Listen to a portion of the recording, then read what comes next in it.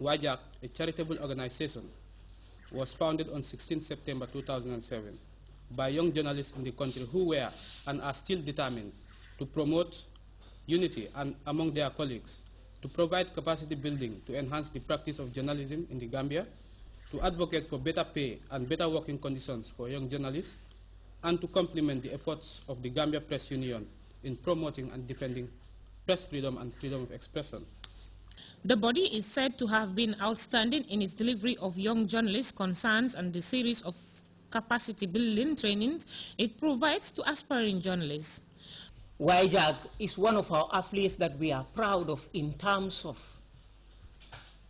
their efforts in fostering understanding within young journalists in this country, organizing series of capacity building programs for their fellow journalists. Also standing up side by side with the GPU in striking the blow to achieve freedom of expression and that of the press in this country. Through the years, news reportage and capacity building was the first on their agenda, as freedom of press served as a benchmark for good governance. This is what the board chairman has to say. A free press, a robust, responsible press serves as a sounding board, provides a forum for opinions, serves as a searchlight for the power that be, for policymakers, for legislators, for everybody to understand the country. The Young Journalists Association continued their day-long congress with the hope of electing a new executive to steer the affairs of the body, underscoring the significant role they play in the welfare of journalists in the country. Rahibite, Grts News. Residents of Tobacco Road in Banjul have taken delivery of the newly refurbished Bahia Skills Center. The center is expected to provide youth with the right skills development training needed in improving their lives. Modu Bajan again. Handing over a skills center to residents of Tobacco Road in Banjul. Out of usage for some time now, the Bahia Skills Center almost died in ruins, but a timely intervention restoring the vital facility has brought immense joy to these residents of Tobacco Road. The mayor of Banjul, Ablaiba, explained that the project which revived the center is aimed at equipping women and girls with such skills as tie and dye, soap making, batik and other microfinance activities. He hailed government's efforts in considering the development of Banjul as a major priority, particularly emphasizing President Jammeh's unceasing support to development initiatives shaping improvements. The Lord Mayor also urged all Banjulians to work hand in glove for the betterment of the country's capital city. Neku Manjai thanked the pioneers of the initiative, which she perceives as a massive tool for individuals and the community. Njai went on to assure the mayor of the proper upkeep of the skills center. Banjul North Parliamentary Representative Alaji Silla highlighted the presidential directive which inspired the restoration of the center, finally delivered to the residents of Tobacco Road to manage and utilize. Government cannot do everything. And when we talk of growth, if you look at Vision 2020, it is talking of a private sector-led economy. So this is part of that. It's in line with Vision 2020 because it will create jobs and it will have multiplying effects on the earnings of these women of Tobacco Road. So it is going to enhance their financial gains. Taking the project seriously is critical for Fatu Conte, a Tobacco Road resident who appealed for the effective utilization of the facility. She believes it will greatly enhance skills, lives and incomes. It's no secret that the country's women play a critical role in socio-economic programs, and as such, equipping them with any useful skill to boost livelihoods may certainly advance national development endeavors.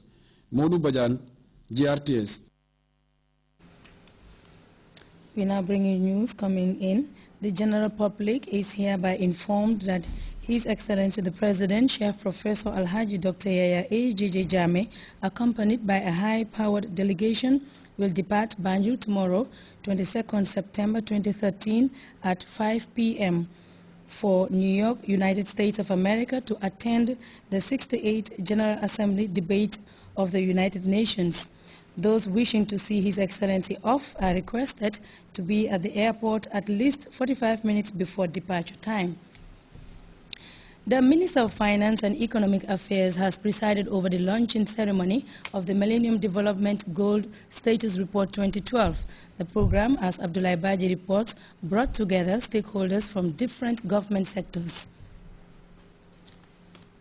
Which called for the examination of steps required to achieve a more equitable and rapid path to sustainable development. This gathering, marking the official launching of the National MDG Status Report, is the 6th of its kind since the declaration of the Millennium Development Goals by the UN General Assembly in 2000. The goals, which are referred to as the 8 MDGs, have numerical targets which are to be achieved within a 25-year period from 1990 to 2015.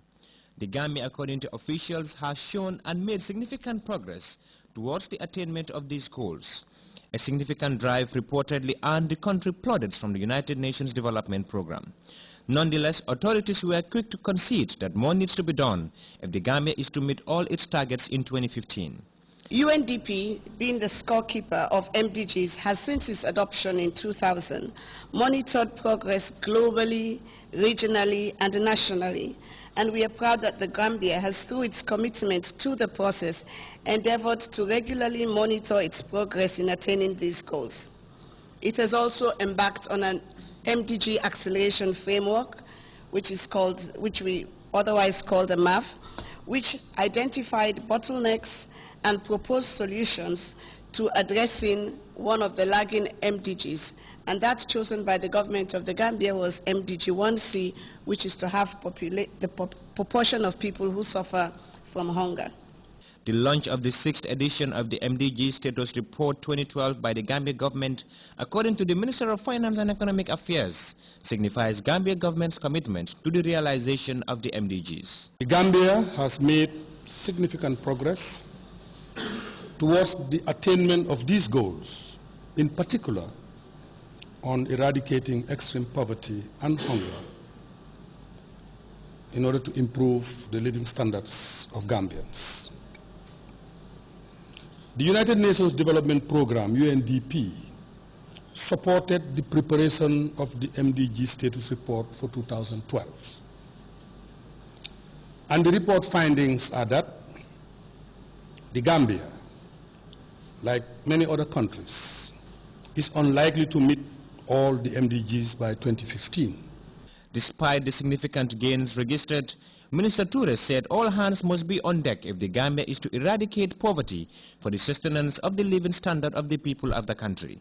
As 2015 fast approaches, the onus now lies on us to collectively make concerted efforts with deep sense of patriotism, commitment and dedication for the attainment of the MDGs. Together, we can do it, and inshallah, we will. With 834 days before the MDG's deadline, this particular document becomes even more important in guiding the decisions relating to the post-2015 agenda. It will also aid policymakers in accelerating progress to achieve these targets.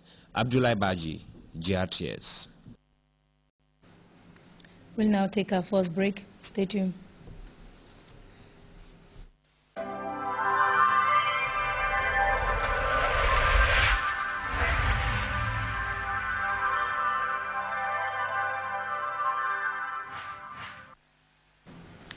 Welcome back. Reports coming out of Kenya say at least 20 people were killed Saturday morning in Nairobi when gunmen burst into a very popular upscale shopping mall and started opening fire. Police have surrounded the mall, also called the West Gate, in the ongoing standoff where more than 50 people have been injured. Kenyan officials are describing the assault as a possible terrorist attack. We have details in this report. And the gunmen are still there. They're still holding the class that were there hostage, and we're just hearing a lot of gunshots, consistent gunshots. So there are people being held hostage. So Lillian, if I understood you, you did say there are people being held hostage in